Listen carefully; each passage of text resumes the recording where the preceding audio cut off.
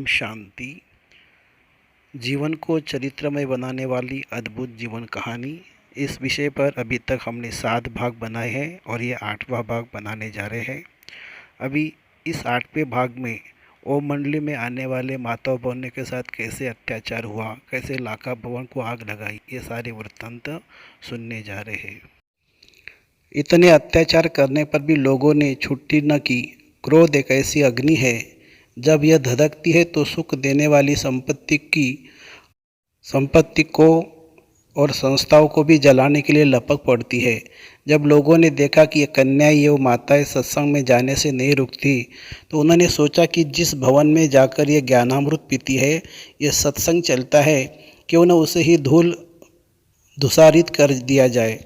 अंत एक दिन की बात है कि जब बाबा सत्संग भवन, जो कि लखीराज भवन के नाम से जाना जाता था, बाबा उपस्थित नहीं थे, तब उन लोगों ने अवसर जानकर उस पर आक्रमण कर दिया। उस जमघट में बहुत ही शरारती लोग थे। उन्होंने उस लकीराज भवन को चारों ओर से घेर लिया और वे दरवाजे, खिड़कियां इत्यादि तोड़ने लगे। उन्होंने भीतर घुसने का भी कोशिश की, परंतु शिव की शक्ति सेना खड़ी हो गई और उसने किसी को भी अंदर घुसने न दिया। उन लोगों ने मकान को आग लगा दी। यह घटना है दिनांक 21 जून 1938 की। ओम मंडली के 110 सदस्यों ने हस्ताक्षर करके डिस्ट्रिक्ट मजिस्ट्रेट को रिपोर्ट की, परंतु वह मुखी मंगाराम का रिश्तेदार था। उसने उस रिपोर्ट पर विशेष कार्यवाही नहीं की। क्रोध के वश हुए उन लोगों की बुद्धि इतनी मारी गई थी कि उन्होंने यह भी नहीं सोचा कि हमारी कन्याएं, माताएं, बहू, बेटियां आदि अंदर है और भवन को आग लगाने के परिणाम स्वरूप वे भी अंदर ही जीते जी जल जाएगी। जिन मुखी लोगों ने जनता को भड़काया था, वे तो उन उपद्रवी पर कंट्रोल कर सके, न ही उसके परिणाम को सोच सके, परंतु भावी ऐसी बनी कि किसी दर्शक ने पुलिस को फ़ोन पर सूचना दे दी। पुलिस ने उस स्थान पर आकर सभी को भगा दिया और फायर ब्रिगेड ने आकर आग बुझा दी। जाको राखे साइया, मार सके न कोई, बाल न बाका कर सके, चाहिए सो जग बेरी होय। लोगों ने 1000 कोशिश की, परंतु वे कुछ भी बिगाड़ नहीं सके। लाखा भवन को जलाने का वृत्तांत तो महाभारत में पहले भी कौरवों द्वारा लाखा भवन को आग के वृत्तांत के रूप में वर्णित है। एंटी ओम मंडली तथा उपद्रवी ने जो कुछ किया, उसके कारण यह गीत उन पर ठीक बैठता है। अजब तमाशा, विचित्र लीला, पुरुष को प्रकृति नचा रही है, देही अभिमानी को विदा देकर देह अभिमान में खेल रहे हैं। विकार के लेन के धंधे में आत्मघाती मरे पड़े हैं। बाहर मुक्ता कैसी है मूर्खता, प्रभु हमें अब समझा रहे हैं। इतना सब होने पर भी सदा निश्चिंत, अडोल और असाक्षी अवस्था में रहते थे। वे कहा करते थे कि हम तो परमात्मा के सेवक हैं, वही सब बात ठीक कर देगा। धर्म के मार्ग पर परीक्षा तो आती है, परंतु हमें इस निश्चय में स्थित रहना चाहिए कि सच की बेड़ी डोलती है, डूबती नहीं है। इनके इस शांत और निश्चिंत जीवन से प्रेरणा लेकर तथा सत्यता के आधार पर अडिग रहकर अन्य सभी माताएं, बहनें तथा भाई भी ईश्वरीय मस्ती में मस्त रहते थे। वे साक्षी होकर इस नाटक को देखते थे। लोगों ने लखीराज भवन पर इतने पत्थर फेंके, शीशे भी तोड़ दिए, दरवाजे भी उखाड़ दिए और हंगामा भी खूब किया, परंतु वे माताएं, बहनें भयभीत नहीं हुई। बल्कि इन सब घटनाओं का फल यह हुआ कि संसार से उनका जो थोड़ा बहुत भी मोह था, अनुराग था, वह भी टूटता गया। और इस अंश श्रृंखलता को देखकर उन्हें भी यह हर्ष हुआ कि आज हम इन लोगों से अपनी धारणाओं में काफ़ी आगे निकल गए हैं और अब लोक लाज तथा भय को जीतने के लिए प्रैक्टिकल शिक्षा हमें मिल रही है। इसके अतिरिक्त लोगों की अशांत अवस्था को देखकर उनके मन में करुणा भी जागृत होती। उस करुणा से लावित उनका हृदय इन स्वरों में बोल उठता है, सुनो सुनो भारत के प्राणी, करो अपने ऊपर मेहरबानी, परम पिता को पहचानो, वारिस हो सत्य मानो, छोड़ो गफलत और नादानी, मनुष्य है बोलता चलता मंदिर, मुफ्त बनते क्यों कामी बंदर, तुम करो न अपनी हानि, आत्मघाती क्यों तुम बनते महापापी, क्यों ब्रह्मा ज्ञान न लेते, बनो योगी, जगत है फानी, देह का अभिमान न रखना, आत्माभिमानी नित्य बनना, चलते फिरते बनो तुम ध्यानी।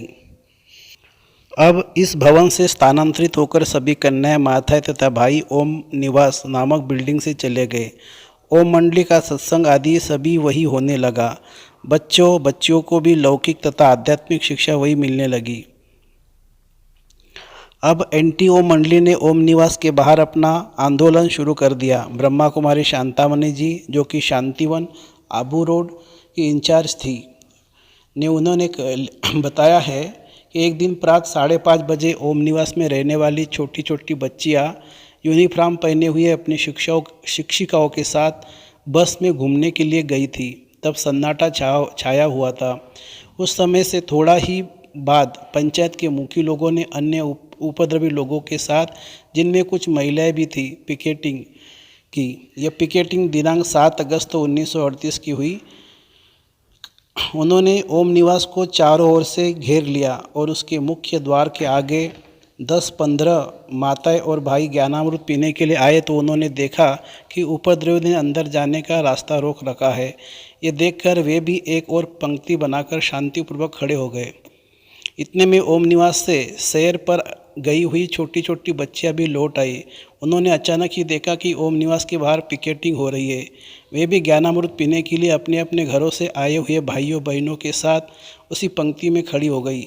अब एक और पंक्ति बांधे खड़े थे काम विकार के लिए आग्रह करने वाले बाहुबल वाले उपद्रवी लोग, जो इतना अन्याय कर रहे थे कि धर्म ज्ञान के लिए कन्याओं, माताओं को तथा भाइयों को अंदर नहीं जाने देते थे। और दूसरी ओर उनके सामने ही पंक्ति बनाकर खड़ी थी धर्म, पवित्रता और गीता के ज्ञान के आधार पर चलने वाली अहिंसक माताएं अथवा भाई बांधव, अथवा आप यूँ भी कह सकते कि एक और खड़ी थी अन्यायकारी, धर्म विमुख, ईश्वर विमुख और कौरव सेना, आसुरी सेना, और दूसरी ओर खड़ी थी पांडव सेना अथवा शिव शक्ति सेना।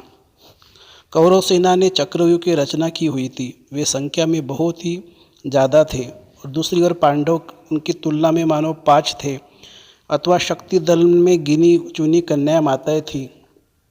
ओम निवास में अंदर बैठी कुछ कन्या माताएं इस प्रकार के गीत गाती थी। कौन देश है जाना बाबू, हुआ कहाँ से आना। कौन देश है जाना बाबू, हुआ कहाँ से आना। बचपन जवानी वृद्ध आयु, बाद फिर होगा कहाँ रवाना। कौन देश जाना बाबू, हुआ कहाँ से आना। खड़े खड़े क्या सोच रहा है, तनिक सत्य नहीं जाना। हुआ कहाँ से आना बाबू, कौन देश है जाना। घमंड इतना, मैं सेठ मैं स्वामी, ओम का अर्थ नहीं पहचाना। प्रभु बिना कभी मार्ग न सूझे, समझ के पाँव उठाना। जाता है समय सुहाना, बाबू कौन देश है जाना।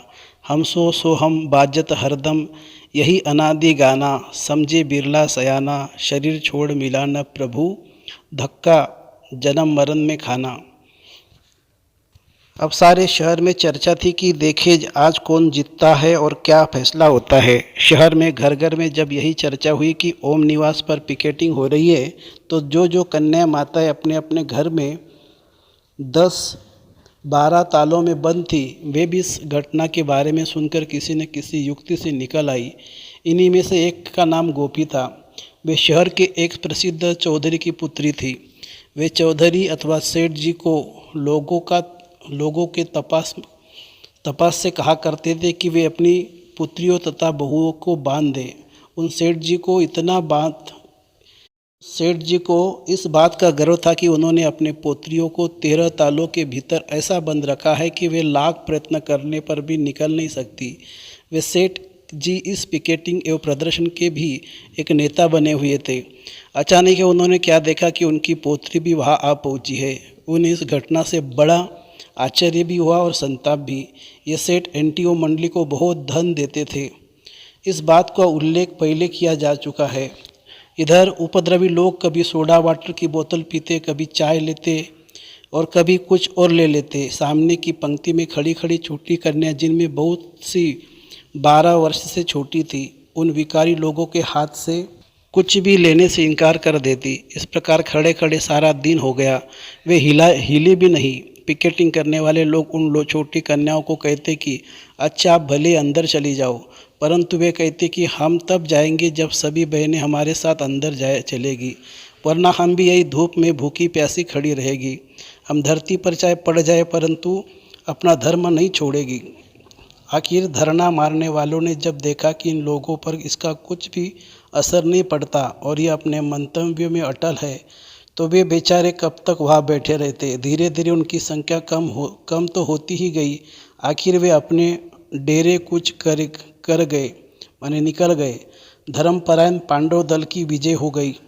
जिधर श्री हरि है अर्थात पतित पावन परमात्मा है, विजय तो उसकी निश्चित है ही। इस चित्र में कराची का ओम निवास दिखाया है। हैदराबाद से स्थानांतरित होने के बाद सभी इसी भवन में ओम के अर्थ स्वरूप में स्थित होने की शिक्षा लेते थे। यही ओम बाबा माने ब्रह्मा बाबा रहते थे, इसलिए इसका नाम ओम निवास पड़ा। यह काफ़ी बड़ा भवन था। यह है कराची का राधा भवन। यह कराची का वह ऐतिहासिक भवन है जिसे राधा भवन कहा जाता है और जहाँ ओम राधे अथवा जगदम्बा सरस्वती जी ने उन दिनों ज्ञान वीणा बजाकर कितने मानव हृदय को आत्मिक सुख दिया और उनका दिव्य विवेक भी जागृत किया। यहाँ छोटे बच्चों को भी आध्यात्मिक शिक्षा मिलती थी। यह काफ़ी बड़ा भवन था। यहाँ के शांत स्वच्छ व दिव्य वातावरण में प्रारंभिक दिनों में ईश्वरीय ज्ञान का अध्ययन तथा अभ्यास बहुत ही श्रेयस्कर रहा। आगे का वृत्तांत। दूसरे दिन उन लोगों ने फिर धरना दिया। उन्होंने मन में दृढ़ विचार कर रखा था कि अब तो चाहे कुछ भी हो जाए, हम इनको बिल्कुल ही अंदर नहीं जाने देंगे। अंततः आज शहर के हजारों लोग यह देखने के लिए वहां आ गए थे। एक ओर वे खड़े थे और दूसरी ओर श्वेत वस्त्रधारी पांडव थे तथा शिव शक्ति सेना थी, परंतु उस दिन कुछ न हो सका। आखिर सायंकाल 7 बजे तक खड़े रहकर वे लोग वापस लौट गए। तीसरे दिन वे फिर कई गुंडों लोगों के साथ लेकर आए। अब सिंध की सरकार कलेक्टर साहब ने बीच में पड़कर धरने को बंद कराई। कई समझदार लोग भी अब कहने लगे कि इन मुखियों का यह कार्य ठीक नहीं है। वे छोटी छोटी कन्याओं को भी परेशान करते हैं। कुछ नामी लोगों ने समाचार पत्रों में भी एंटी ओ मंडली के इन आंदोलन के विरुद्ध तथा सत्संग करने से रोकने के विरुद्ध लेख लिख दिया। जिला मजिस्ट्रेट ने सेक्शन 112 तथा सेक्शन 107 के अंतर्गत उपद्रवियों के विरुद्ध कार्रवाई की, परंतु इन्हीं सेक्शन के अंतर्गत ओम मंडली के 5 व्यक्तियों के विरुद्ध भी नोटिस दिया। इन 5 व्यक्तियों में दादा भी थे। उन 5 के विरुद्ध शांति भंग करने का आरोप लगाया गया था। देखिए तो कैसा अन्याय है। उधम तो एंटी ओम मंडली वालों ने मचाया था। मकान भी उन्होंने तोड़ा और जुलूस निकालकर पथराव भी उन्होंने किया। अंत उन्हें शांति भंग करने के अपराध के लिए दंडनीय ठहराने का एक न्याय संगत बात थी, परंतु जिन लोगों के विरुद्ध यह सब किया गया और जिन्हें हानि पहुंचाई गई उनके विरुद्ध यह कार्रवाई तो सरासर अन्याय है। ओम मंडल ने तुरंत ही यह मामला उच्च न्यायालय में पेश किया। उच्च न्यायालय की जुडिशियल कमिश्नर तथा एक अन्य न्यायाधीश ने जिला मजिस्ट्रेट द्वारा की गई कार्यों की कड़ी आलोचना और भर्त्सना की। उन्होंने कहा कि जिलाधीश ने इस कानून का गलत प्रयोग किया है, क्योंकि वास्तव में ओम मंडली तो शांतिपूर्वक अपने धार्मिक मंतव्यों के अनुसार कार्य कर रही थी। शांति तो भंग दूसरे लोगों ने की। माननीय न्यायाधीश महोदय ने अपने निर्णय में यही लिखा कि जिला मजिस्ट्रेट ने जो कुछ किया है, यदि वैसे ही किया जाने लगे तब तो कोई भी पुराने पंथी और रूढ़िवादी लोग उठकर समाज सुधाकर को रोक सकेंगे। अंत ओम मंडली का कोई अपराध नहीं है। इनसे तो अनुचित और हानिकारक व्यवहार किया गया है। उच्च न्यायालय के अंतर्गत जुडिशियल कमिश्नर ग्रॉफ डेविक तथा एक अन्य न्यायाधीश हेरिक ब्रेस्टन ने यह निर्णय दिनांक 21 नवंबर 1938 को सुनाया। विघ्न विनाशक प्रभु ने विघ्नों से कैसे पार किया। अब शांत वातावरण पैदा करने के लिए पिताश्री अथवा बाबा तो प्राय कराची में रहने लगे थे। ओम मंडली ने सभी को यह स्पष्ट कह दिया था कि कराची में वही चल सकते जिनके पास पिता या अभिभावक का स्वीकृति पत्र हो। अंत जिन माताओं बहनों को अपने अपने घर वालों से स्वीकृति पत्र मिले हुए थे, अब वे भी कराची में रहने लगी। अब कराची में ओम बाबा ने सभी के आवास निवास की व्यवस्था कर दी। वह छावनी में शांत वातावरण में 5 अच्छे बंगले ले लिए गए। उनमें से एक ओम निवास, दूसरा बेबी भवन, तीसरा ब्लाइज भवन, चौथा प्रेम भवन और 5वां राधा भवन के नाम से जाना जाता है। बहुत छोटी आयु वाले बच्चों को अलग एक बंगले में लौकिक विद्या के साथ साथ ईश्वरीय ज्ञान भी सरल रीति से दिया जाता था। पुरुषों और स्त्रियों सभी के रहने के लिए अलग अलग प्रबंध किया गया था। कराची में ओम मंडली का प्रभाव। कराची में भी दिनचर्या पहले की तरह ही चलती थी। वैसे ही 3:30 बजे उठना और वैसे ही शांत समाधि, ज्ञान मुरली आदि आदि का सारा कार्यक्रम चलता रहता था। एक दिन जब बहुत सी कन्याएं आदि बस में जा रही थी तो रास्ते में दुर्घटना हो गई। बस उलट गई। एक को चोट लगी। कुछ एक के शरीर से थोड़ा रक्त भी निकला। कुछ लोगों ने यह देखा, परंतु उन्हें इस बात पर आश्चर्य था कि छोटी छोटी कन्याएं भी रो नहीं रही है। किसी के चेहरे पर भी दुख के चिन्ह दिखाई नहीं दे रहे थे। यदि बस में और कोई होते तो रोने चिल्लाने के वातावरण होता, परंतु यहाँ तो सभी कह रहे थे, मैं तो आत्मा हूँ, मैं शांत स्वरूप आत्मा हूँ। सभी को अस्पताल ले जाया गया। वहाँ उनकी मरहम पट्टी हुई। जिन्हें अधिक चोट आई थी उन्हें दाखिल किया गया, परंतु अस्पताल की नर्सें तथा डॉक्टर आदि सभी कन्याओं की मानसिक स्थिति देखकर बहुत ही आश्चर्यचकित हुए कि इन्हें जरा भी दुख नहीं है। एक कन्या बाबा को सूचना देने के लिए गई। बाबा ने जब यह सुना तो उनके चेहरे पर चिंता या दुख के चिन्ह नहीं आए। उन्होंने कहा, अच्छा बच्ची, जो भावी थी सो हो गई, चलो मैं अस्पताल चलता हूँ। पहले तो बाबा वहाँ गए जहाँ दुर्घटना हुई थी। फिर वे अस्पताल पहुँचे। अपनी मुस्कुराहट से, मधुर दृष्टि से, मीठे वचनों से उन्होंने सभी को हर्षित किया। बाबा ने देखा कि सभी शांतिपूर्वक, सहनशील और आत्मा नीचे है। इस समाचार दैनिक पत्रों में प्रकाशित हुआ और लोगों में भी इसकी चर्चा थी कि यहाँ छोटे छोटे बच्चे भी आत्मा नीचे में स्थित है और सहनशील है तथा इनकी धारणा बड़ी उच्च है। अब हैदराबाद निवासी ज्ञान की प्यासी आत्माओं, माताओं, कन्याओं से बाबा की अनुपस्थिति सहन न हो सकी। वे ज्ञान और ज्ञानदाता की याद करके विलाप करती रहती। घर वालों के बंधन में पड़ी हुई श्रीमद् भगवत प्रसिद्ध गोपिकाएं जब आपस में मिलती थी तो परमपिता परमात्मा के लिए और ज्ञानामृत के लिए उनकी विरह वेदना का दृश्य बड़ा मर्मस्पर्शी होता था। वे रो रो कर एक दूसरे से पूछती, ओ जमुना, ओ जशोदा, ओ राधे, बता दे कहाँ गयो मेरो घनश्याम। सखी मैं हित देखूँ, मैं हूत देखूँ, मेरा कहाँ गयो घनश्याम रे। ओ माता, ओम राधे, कहाँ गयो पिता जान। एक दिन कोई 15 कन्या मिलकर अपने बंधनों को तोड़कर कराची में जाओ पहुंची। उस समय उनके मन में पवित्रता की यह पाठ चलता होगा, नवल नवेली न्यारी, हम कुंवारी ब्रह्मचारी, बचपन अलबेली न्यारी, हम कुंवारी ब्रह्मचारी। काम नहीं कोई क्रोध नहीं, हम सरल सहज मतवारी, लोभ नहीं कोई मोह नहीं, हम सो हम गतवारी। ब्रह्म ज्ञान की नित्य ही बोल बोले, विज्ञानी बन ज्ञान अविनाशी खोले। वहाँ से ओम मंडली के उनके संबंधियों को सूचित कर दिया कि वे कुशल पूर्वक यहाँ पहुँच गई है, आप उनकी चिंता न करना। अब एंटी ओम मंडली के सदस्यों ने तथा अन्य लोगों ने देखा कि इतना प्रयत्न करने पर भी ज्ञान भिलाषी कन्या माताएं हमारे बंधन को तोड़कर मुक्त हो गई है। एक के बाद दूसरी रीति से हंगामा करने के बाद भी कुछ नहीं हो पा रहा है। अंतर्मुखियों ने सिंध के मंत्रिमंडल पर जोर डालना शुरू किया और तत्कालीन अल्लाह बख्श मंत्रिमंडल के हिंदू मंत्रियों को इस बात पर बाध्य कर दिया कि वे मुख्यमंत्री को धमकी दे कि यदि उन्होंने ओम मंडली पर प्रतिबंध न लगाया तो वे त्याग पत्र दे देंगे, जिससे कि उनका मंत्रिमंडल टूट जाएगा। वे मुख्यमंत्री तथा विधि मंत्री पर जोर डालकर कुछ बालिग माताओं और सभी नाबालिग कन्याओं को भी ले गए और उन पर उन्होंने 4 गुना अधिक अत्याचार करना शुरू कर लिया। यहाँ तक कि एक कन्या का तो अंदर वियोग में रहते रहते और सितम सहन करते करते देहांत भी हो गया। दूसरी ओर उन्होंने समाचार पत्रों के संपादकों को भड़काया और उन पर अपने पैसे तथा पद का दबाव डालकर उनसे मुख्य लेख लिखवाए। तीसरी ओर उन्होंने शरारती लोगों को उकसा दिया, उन्हें ओम मंडली की कन्याएं माताएं जहाँ कहीं मिले वे उन्हें अपमानित करें तथा उनके विरुद्ध हल्ला गुल्ला करें। चौथी ओर उन्होंने कुछ लोगों से कहकर न्यायालय में सहवास अधिकार के लिए मुकदमे चालू करा दिए।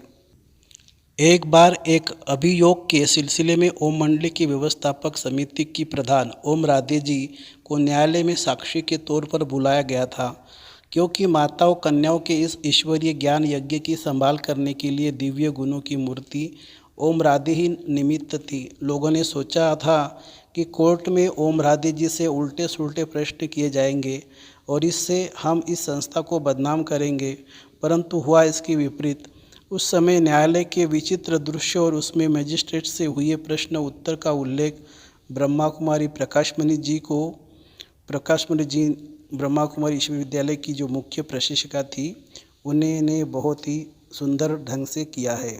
दादी कहती है, ओम राधे के साथ माने मम्मा के साथ हम 5 बहनों को भी न्यायालय में जाने का प्रवेश पत्र मिला। हम कराची से हैदराबाद उस न्यायालय में आई थी। कोर्ट का कमरा लोगों से भरा हुआ था। उनमें काफ़ी संख्या में मुसलमान लोग भी थे। वहाँ पुलिस के इंस्पेक्टर आदि भी मौजूद थे। जब हमारी कार कोर्ट के बाहर आकर रुकी थी तो वहाँ भी भीड़ को काबू में कर रखने के लिए काफ़ी पुलिस प्रबंध था। ओम राधे जी के साथ हम 5 ईश्वरीय बहनों ने कोर्ट के कमरे में जब प्रवेश किया था तो सभी लोग उत्साहपूर्वक हमारी ओर देख रहे थे। ऐसा लगता था जैसे कि आज सारा शहर यहाँ इकट्ठा हो गया है। हम लोग बिल्कुल निर्भय अवस्था में थी, क्योंकि हमें यह ज्ञान मिला हुआ था कि संसार जीत हार का खेल है। इसमें एक जीत दूसरे की हार तो है ही। अंत हमारी स्थिति ऐसी थी जैसे कि हम खेल देखने आई हो। बाबा के द्वारा हमें जो इतना उच्च ज्ञान मिला था उसके होते हुए हम डरती क्यों? फिर हमारे मन में कोई बुराई भी नहीं थी। हमें किसी से संकोच अथवा डर भी नहीं था। कोर्ट में सन्नाटा सा छा गया। जज साहब कुर्सी पर बैठे थे। हम 5 बहनों को भी बैठने के लिए कहा गया। कुर्सी दिलाई गई। फिर ओम राधे जी को गवाही के कटघरे में आने के लिए कहा गया। ओम राधे जी माने मम्मा जी का व्यक्तित्व उस समय एक शक्ति जैसे दिख रहा था। श्वेत वस्त्रों में सौम्य स्वभाव वाली एक देवी सी प्रतीत हो रही थी, जैसे कई आकाश से वहाँ उतरी हो। ओम राधे जी के वहाँ ठहरने पर जज साहब ने कहा, पहले गीता पे हाथ उठाकर कसम लीजिए कि आप सच बोलेगी। ओम राधे ने कहा, क्या कसम उठाया? क्या बोलना है? आप गीता को हाथ में उठाकर यह कहिए कि मैं भगवान को हाजिर नाजिर देखकर जो कुछ कहूँगी सच कहूँगी। ओम राधे ने बोला, जज साहब, मैं इन आँखों से तो आपको हाजिर नाजिर देख रही हूँ। भगवान को इन नेत्रों से नहीं देख सकती हूँ। भगवान को इन नेत्रों से नहीं देख सकती हूँ। तब भला मैं ये झूठी कसम कैसे लूँ कि भगवान को हाजिर नाजिर देखती हूँ? मैं तो आप आत्मा को ही जज के रूप में देख रही हूँ। इसलिए अगर आप कहे तो मैं यह कसम उठा सकती हूँ कि मैं आत्मा को जज साहब के रूप में हाजिर नाजिर देखकर जो कुछ बोलूँगी सच बोलूँगी। यह विचित्र उत्तर सुनकर कोर्ट में बैठे हुए लोगों को बहुत आश्चर्य हुआ और कई तो हंसने भी लगे। किसी ने तो ताली भी बजाई। कोई बोल उठा कि ओम राधे ने बिल्कुल ठीक कहा है। जज साहब थोड़ा नाराज़ हुए और उन्होंने ऑर्डर बोलकर सबको चुप कराया। फिर जज बोला ओम राधे जी को और देखते हुए, मैं कोई भगवान थोड़ी ही हूँ, आप मेरी कसम उठाएंगे? भगवान के नाम पर कसम उठाना यह इस कोड का नियम है अथवा लॉ है। हम इस विधान को तोड़ नहीं सकते। ओम राधे ने नम्रतापूर्वक कहा, जज साहब, आप स्वयं ही कहते हैं कि सच बोलो। तब भला विचार कीजिए कि जब मैं यहाँ ईश्वर को हाजिर नाजिर नहीं देखती बल्कि यही देखती हूँ कि आज हर एक के मन में काम क्रोध विकार ही भरे हुए, तो फिर मैं झूठी कसम कैसे लूँ? जज साहब थोड़ा आवेल से बोले, यह कोर्ट है, कोई सत्संग नहीं जहाँ आप मुझे ज्ञान देने लगी हो। यहाँ तो कानून चलता है। यदि आप यहाँ इस कानून को तोड़ेगी तो आपको अदालत की हतक अपमान के अपराध में गिरफ्तार किया जा सकता है। ओम राधे ने मम्मा ने शक्ति के रूप में निर्भय होकर बोली, जैसे आप इस कोर्ट की हलक अपमान नहीं सहना करना चाहते, वैसे ही मैं ईश्वर की जो कि आपका और हम सब का परम पिता है उसका अपमान अथवा उसकी हतक अपमान कैसे कर सकती हूँ? गीता में भी भगवान के महावाक्य है कि जब धर्म की ग्लानि होती है तब मैं आता हूँ। तो फिर भगवान इस संसार में हाजिर कैसे हुए? परमात्मा तो ज्ञान स्वरूप, आनंद स्वरूप, प्रेम स्वरूप और निर्विकार है, परंतु आज हरेक के मन में काम, क्रोधादि विकार है और अशांति भी है। तब भला परम पवित्र परमात्मा सब में हाजिर नाजिर कैसे हुए? उस समय ओम राधे जी की आयु लगभग 21 वर्ष की थी। निर्भीक अवस्था में उनके मुख से ऐसे विवेक संगत उत्तर सुनकर लोग दांतों तले उंगलियां दबाने लगे। एनटीओ मंडली के जो लोग वहाँ उपस्थित थे, स्वयं उनके मन को भी यह सच्ची बातें स्पर्श करती मालूम होती थी। यह किसी ने सोचा था कि आज कैसा कौतुक होगा। कानून से बंधे हुए जज साहब को तो अपनी ड्यूटी निभानी थी। यद्यपि उनके मंतव्य को ओम राधे जी के उत्तर झकझोरते हुए से मालूम होते थे, तो भी वो कमज़ोर सी आवाज़ में बोले, कुछ भी हो, कोर्ट के कायदे नियम को तो पालन करना ही होगा। तब शक्ति रूपा ओम राधे जी बोली, जज साहब, मैं किसी भी हालत में झूठी कसम नहीं उठा सकती है।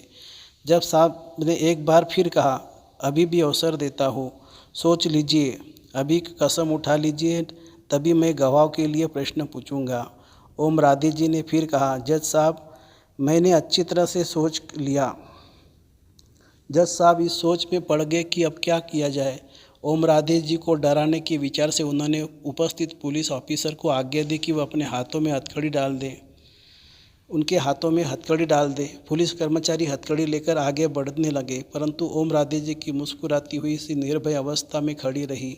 सभी लोग बहुत ही उत्सुकता से देख रहे थे कि अब क्या होगा, अब तो शायद हथकड़ी लग जाएगी। इतने में जज साहब ने पुलिस कर्मचारियों को आज्ञा दी, रुको, ठहरो।